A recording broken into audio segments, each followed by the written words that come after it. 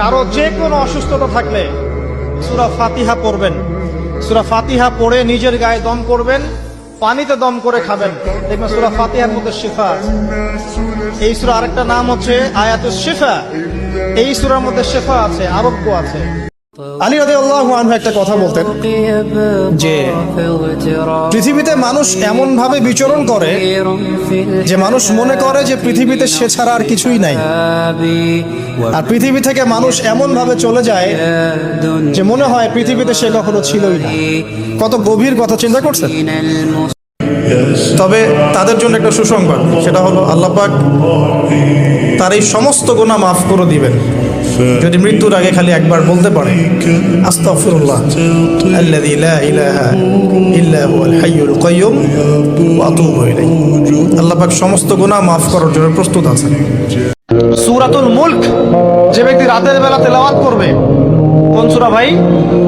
তাবারাকাল্লাযী বিয়াদিহিল মুলক ওয়া হুয়া আলা কুল্লি শাইইন কাদির। এই সূরা যে ব্যক্তি রাতের বেলা করে তেলাওয়াত করবে, ইনশাআল্লাহ সূরা মুলক কবরে তার সাথে থাকবে এবং কবর আযাব থেকে সূরা মুলক তাকে বাঁচাবে ইনশাআল্লাহ।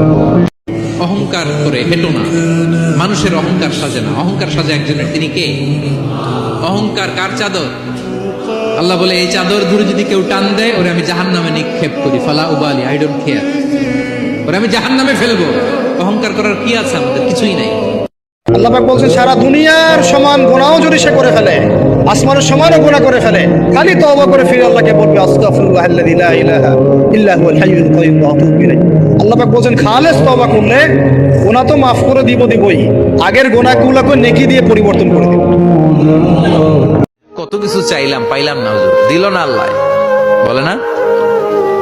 আপনার সব দোয়া কবুল, আপনি যত দোয়া করছেন সব কবুল, কারণ আল্লাহর কাছে কিছু চাইলে আল্লাহ ফিরায় দিতে জানে না। আল্লাহ জানেই না কেমনে ফিরায় দিতে হয়। সুবহানাল্লাহ কোন